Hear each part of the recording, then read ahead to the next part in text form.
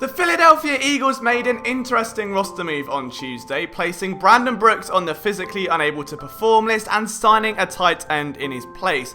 Now, the signing of a tight end was something I thought was on the horizon for a little while anyway. Depth at the position had been a little bit light behind Zach Ertz and Dallas Goedert, and there are only two names fighting for that TE3 spot, whereas in most years there's typically another, just adding some fuel onto the fire. And the man responsible for doing so this year might just have an outside look at making the roster. Enter Caleb Wilson, last year's Mr. Irrelevant, drafted by the Arizona Cardinals with the final selection in the 2019 draft.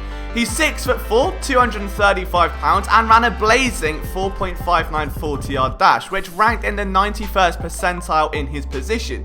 But his speed wasn't enough to see him crack the Cardinals roster, and although he did relatively consistently outperform names like Ricky Seals Jr., it wasn't quite enough to get over the hump, and he was signed to the practice squad. From there, the Washington Redskins poached him in December, releasing him yesterday, August 3rd. The Eagles sniped him off the market just 1 day later. Now, in 2018 for UCLA, he actually led the entire tight end position in all of college football in receiving yards. I mean, he had 965 to his name, averaged 16.1 per catch, and had 4 touchdowns. Now, there is a slight concern in the way that he has only got 5 touchdowns over 24 career games at college, but his skill set is a very, very intriguing one. He's excellent at picking up yards after the catch, and has got such great body control for his size that it makes him a real threat, especially when attacking zone defenses, because he's got the awareness and the control to sit inside those soft pockets of space and adjust for his quarterback, which is why he was so dangerous at UCLA. Fun fact though, he is also the son of former Eagles defensive line coach Chris Wilson, and if that's not the only connection that you want to see, he also went to high school with Khalil Tate, who was the first roster move of the Eagles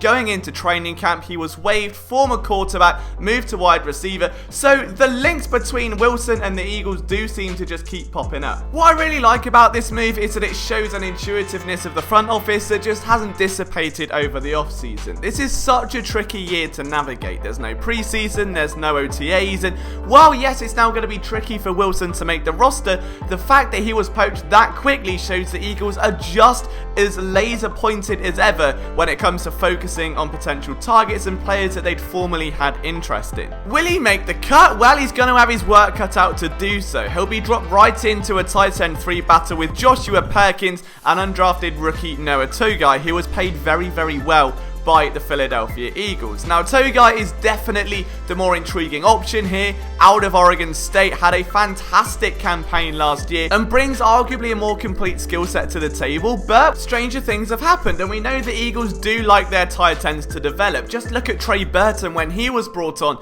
as an undrafted free agent back in 2018, learning under the likes of James Casey, Brent Selleck, and of course Zach Ertz. That's the tight end factory they want to embody once more, and maybe, just maybe, this battle will find the next candidate to take on that role. But what do you think, guys? Do you want to see more of Caleb Wilson? I'll try and dig up some film if you do. From myself, Liam Jenkins, I'll see you next time.